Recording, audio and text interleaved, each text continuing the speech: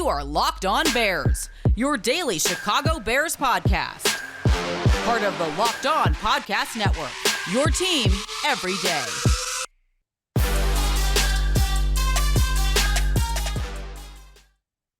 Justin Fields and the Chicago Bears offense made more progress on Sunday without Matt Nagy on the sidelines. Is that a glimpse into the future for this Bears franchise next year and beyond? This is Locked On Bears, and I'm your host, Lauren Cox. I'm an analyst for Pro Football Focus, and I'm here to bring you your daily, in-depth Chicago Bears news and analysis. You can follow me on Twitter at CoxSports1. You can follow the podcast on Twitter at Locked On Bears. You can like Locked On Bears on Facebook. Join the Locked On Bears Facebook group for even more Bears talk. And make sure that you're subscribed to the Locked On Bears YouTube channel to keep up with all of our video podcasts as well.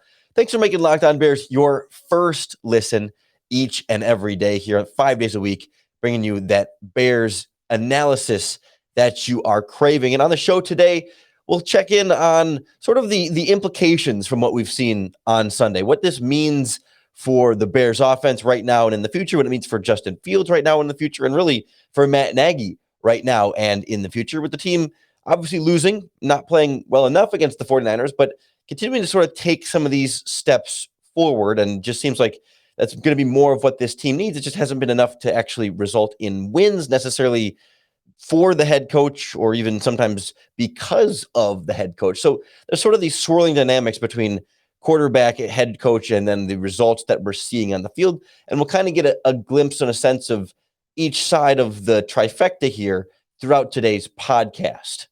I want to start with something Justin Fields said that didn't fully catch me the first time I heard him say it. After the game, you know, without Matt Nagy on the sidelines, you would sort of think that given the head coach's history with, you know, sort of being involved with Patrick Mahomes and quarterback developing, given that's sort of why he was brought here, given the importance of the offense and the Andy Reid system and all the involvement that just, of course, the head coach is always going to be involved with how the quarterback development process goes. You would think that it would be a fairly significant absence to not have the head coach involved in those quarterback discussions on the sidelines on game day. But we heard from Justin Fields after the game that maybe it wasn't as big of a deal, or just what wasn't a big deal at all in his mind. I mean, he was able to just kind of go through, and I thought just sort of the way he talked about Matt Nagy and especially their in-game relationship dynamics was just, I don't know, it struck me a little bit, especially really the second time I heard it, because I don't know if the first time I wasn't listening for it as closely or what it was, but it just seemed like it kind of struck me as just lacking in something. And I'm trying not to read too much between the lines here, but I just don't hear what I thought I would hear from Justin Fields on not having his head coach involved on the sidelines. Justin, how did Matt Nagy's absence impact your day? You can't let that impact your day. You can't focus on that. I mean, he's not going to help us win. If you're staying at home, you got to focus on who's here and focus on the now. So, I mean, of course, it was tough not having coach. He texted me this morning. I texted him back, and you know, he texted me after the game. I didn't see what he said yet, but it was pretty much the same thing for me. But I mean, you can't focus on that. You just got to focus on the game at hand. Were there times you're looking for him and you're seeing Chris Tabor and, you know, not knowing what to do, or just, you know, did you ever have a situation like that? No. I mean, I don't understand the question, but I wasn't looking for. You normally talk to Matt during the game and stuff like that, right? I mean, not really, no. Yeah, no, not really. So Matt Nagy and Justin Fields not really talking that much on the sidelines. I mean, I'm not expert in head coach to quarterback communication, and so I would understand, like, you know, I wouldn't think a defensive head coach, for example, is going to be spending a ton of time with his quarterback during the game. And even I could understand, you know, if Matt Nagy's, I don't know, busy calling plays or whatever, or focusing on that aspect of the game, that I guess he would be talking to his quarterback more in the headset in terms of delivering the play. But you would think, especially because Nagy is no longer calling the plays, that then he would want to and almost, I don't say need to be, but would want to be and force himself to be even more than in Justin's ear. Not that he's not paying attention the rest of the game and he's just sitting over by his quarterback the whole time, but I don't know. It just strike me as a little bit. I don't know if it's strange compared to how other teams handle it, but I just think, especially with a rookie quarterback in this situation and how important it is and how much they talk about Justin Fields' development, how much everything is all focused 100% on Justin Fields at this point. For him to be like, yeah, we don't really actually like talk that much during game, and it's not that he didn't notice he wasn't there. It just wasn't really a big deal. And I would think, after big plays or big drives, that I would think even Nagy would just be over there in that conversation with the quarterback's coach, John DeFilippo. I believe Bill Lazor, the offensive coordinator, is up in the booth, so he's not physically down there. It's always just when they cut the Fields on the bench and there's always a coach talking to him, it's always John DeFilippo, the quarterback's coach. And I realize that is his job. That's the one position he coaches, so he should be there. But I just would think, if I'm Matt Nagy and I'm the head coach and so much of my job, my job security, my team success revolves around my rookie quarterback, I would think that I would be more involved in those conversations. And this isn't necessarily me questioning Nagy's doing the wrong thing there necessarily. I'm just more surprised. And I'm surprised how much it didn't seem to really matter that much to Fields. I just felt some sort of nonchalant feelings there of Fields and Nagy. I wasn't expecting him to put on some sob story or make that some big excuse as to, oh man, my coach wasn't out there and I just couldn't do it without having my coach, right? It's not quite that, but it just kind of felt like he's like, oh, well, he can't help us win when he's at home, so do my thing, right? It was just like, I don't know. I was expecting something more than that. If it's Trey Lance and Kyle Shanahan and Shanahan's not there. I mean, obviously Lance isn't playing for the 49ers, but I'm putting other young quarterback and like genius head coach kind of things there. Or if it was Goff and Sean McVay, and McVay misses the game, is Goff going to go out there and say, yeah, we didn't really miss Sean that much or whatever. We kind of just did it without him. I feel like it at least gives some sort of like, hey, yeah, he's really important part of this team, and not having his presence on the sideline was tough, but we did our best to kind of go through it. And, we fought for him and wanted to win for him and all this stuff, right?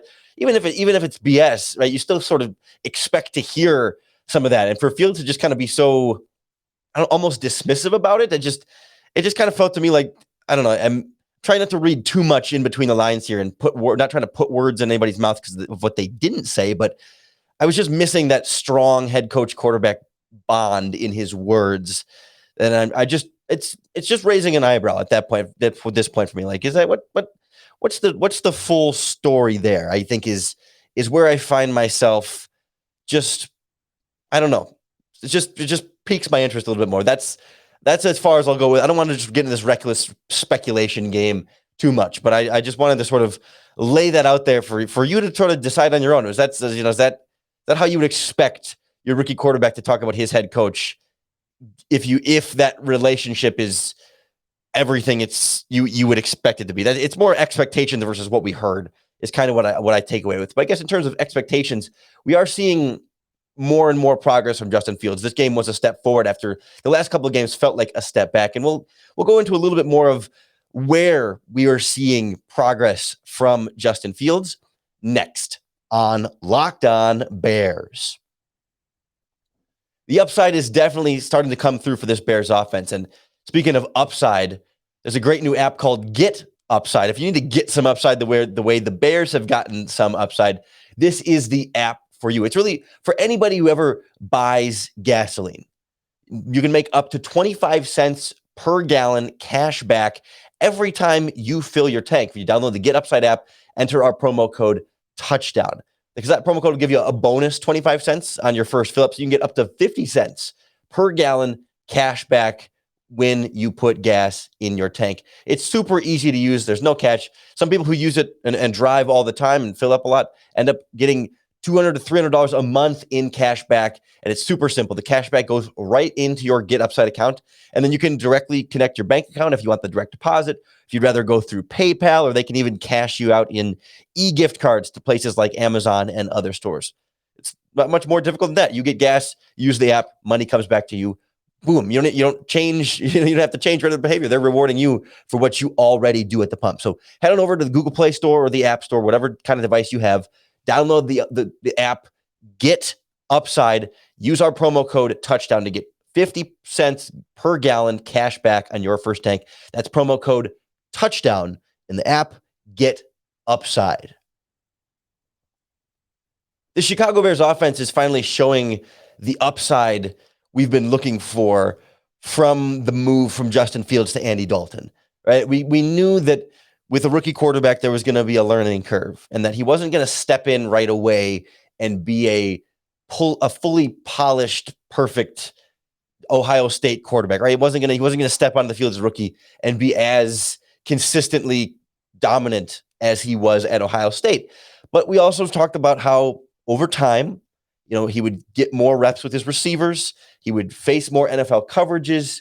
And he would learn his offensive line a little bit more, learn the playbook, get sort of in and out of the huddle a little bit better, and sort of grow, in theory, with the offense. And it really felt to me like this 49ers game was where that progress is really taking significant steps forward, right? It started so bad against the Browns, and that all sort of went to heck. Or I guess technically started with the Bengals, but his first start again with the Browns, where he was really had a week to prepare as a starter, was just awful. And then you see some flashes against the Lions and against the Raiders, and then you really slow things down a little bit against the Packers and the Buccaneers. But now, like against the 49ers, it's clicking in a very real and visible way. And I thought actually Matt Nagy did a pretty good job on Monday of having been able to watch the tape and kind of go through things a little bit, describe a little bit better how and where they're really seeing that progress, specifically more from Fields in the context of the greater offense.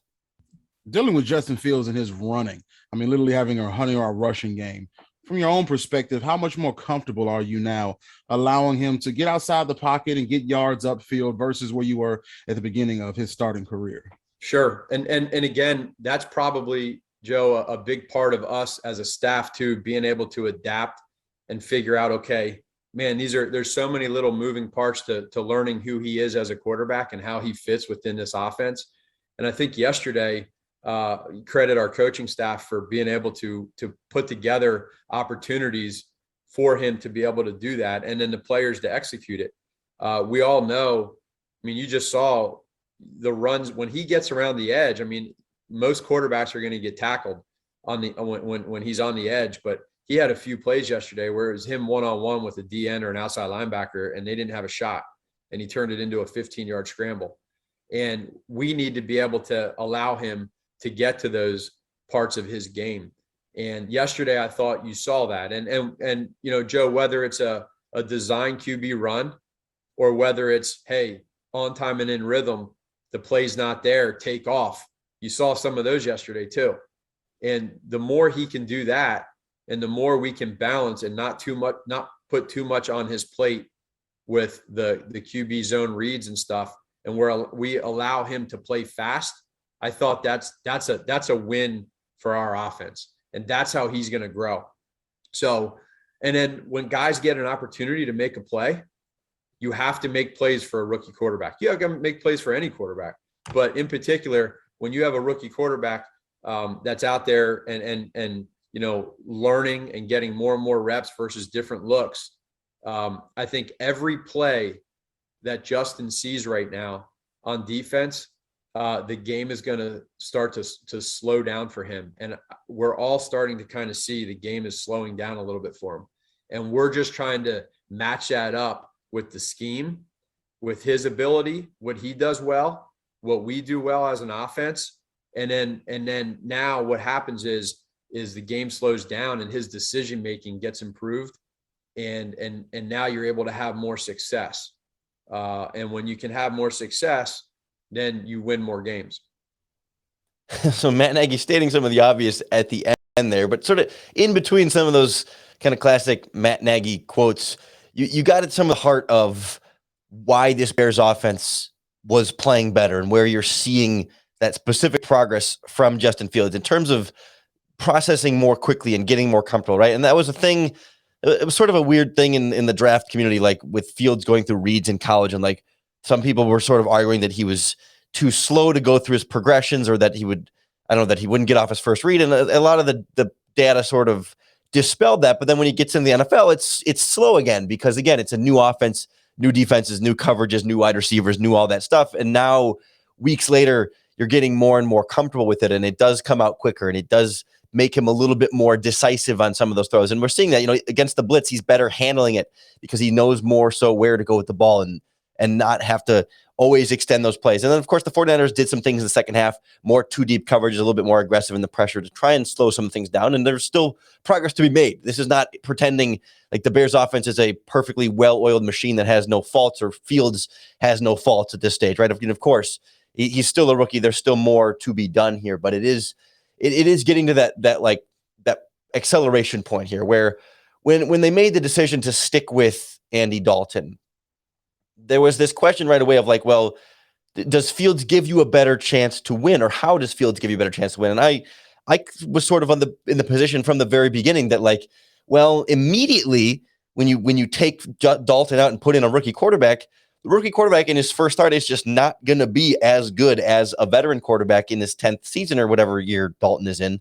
Even if he's a mediocre veteran quarterback, just a rookie in his first start, generally speaking, is not going to be as consistent as that veteran. But I think we've reached that break-even point where we can kind of feel pretty sure that we're always going to get a Fields, or at least more often than not going to get a Fields that's better than what Dalton could offer us. And maybe against the Buccaneers and the Packers the last couple of weeks, you were still sort of hitting some of that wall. And against really good opponents, yeah, there's still going to be ways for teams to hold down Fields, maybe even more so than they might hold down Dalton, as Fields still does learn and still has ups and downs. It's not going to be a linear path. That's what friend of the show, Mark Schofield, always says, is quarterback development is not linear, meaning it's not always incrementally on this ramp up, getting better and better every game. There's going to be ups and downs and bigger ups. It's sort of like that idea of like, 2 steps forward, 1 step back, but you're still over time in the positive direction there of growth for the quarterback. And we've seen that early in Fields' career.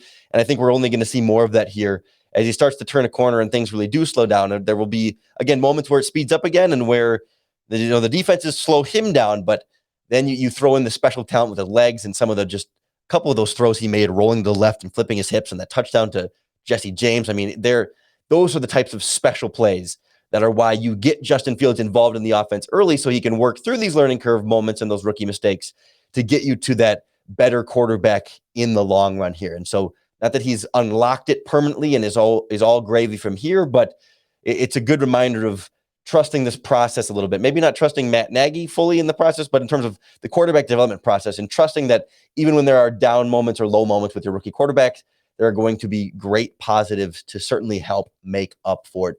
Looking forward to seeing more of those from this team as the offense moves forward here, and looking forward to seeing what the rest of this progress could look like as the offensive line gets a little healthier. David Montgomery eligible to return from injured reserve this week as well, so maybe you start to get a little bit more offensive weapons involved. The tight ends seemingly getting more involved, right? There's bits and pieces of it, and we'll kind of check in on where the entire group can go with Justin Fields next on Locked On Bears.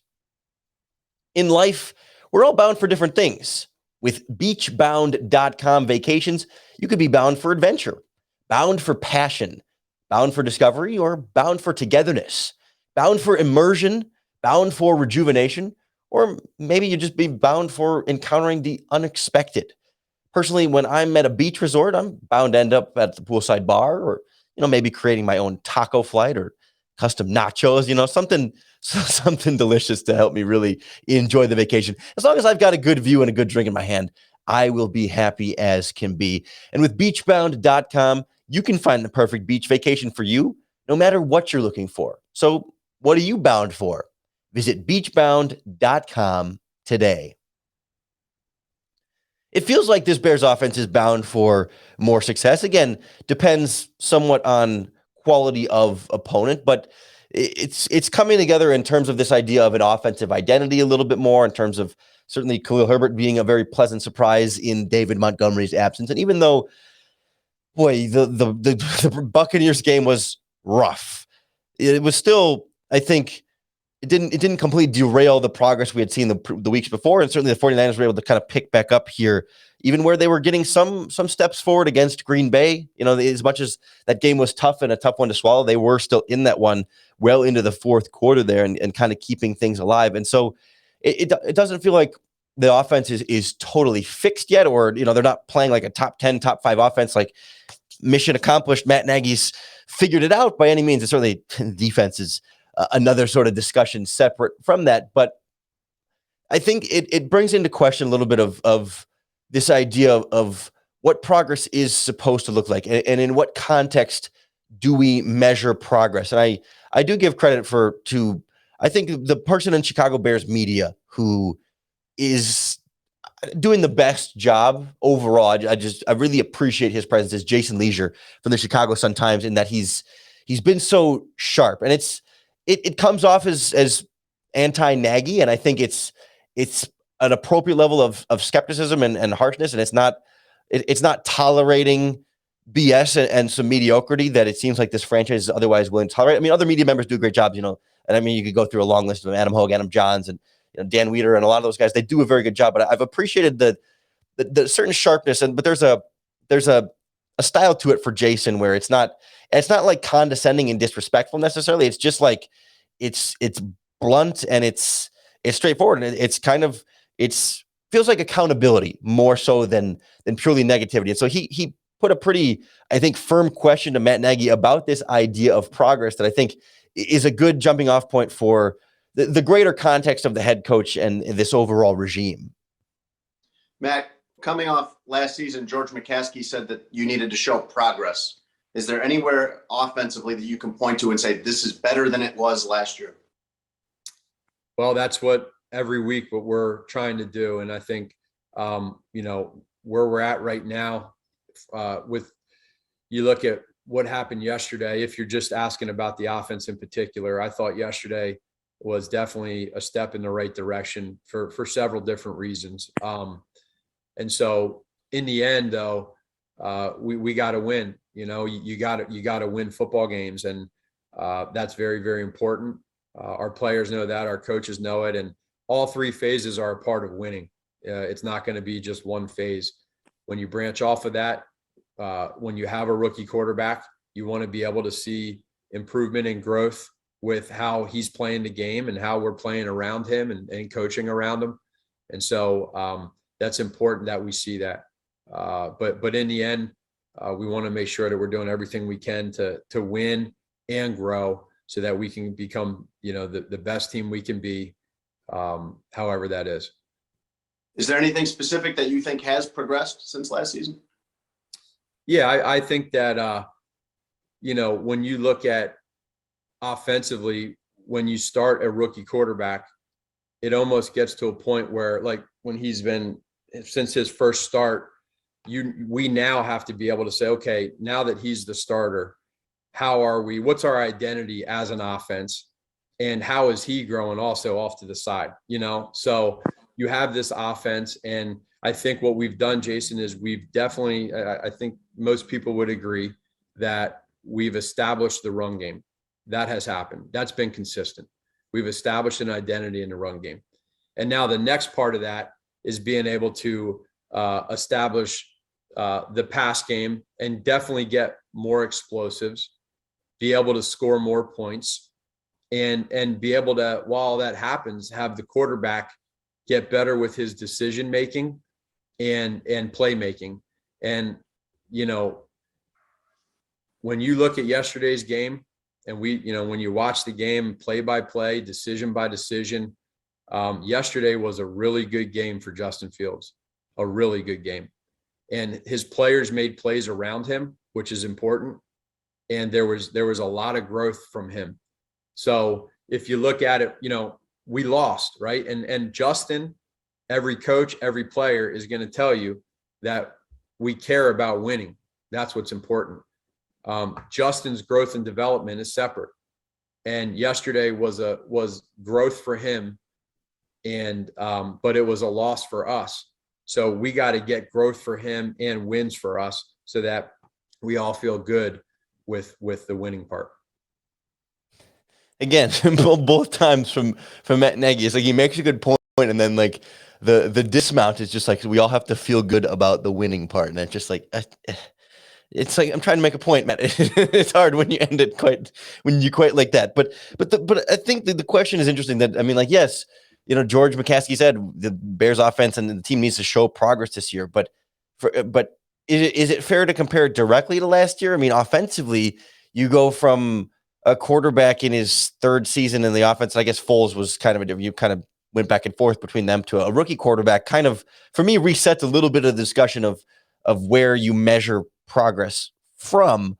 But at the same time, I also feel like week 8 is not a good place to pull out the measuring stick and say, all right, here's progress. I mean, I think where you need to see is, week 16, week 17, right? With a rookie quarterback, if I'm trying to measure, okay, is this offense going in the right direction compared to previous years? It's all about what they're doing with Fields and where that progress is. And so to some extent, this game against the 49ers marked a significant step in that for me, in the quarterback looking the most comfortable he has looked up to this point.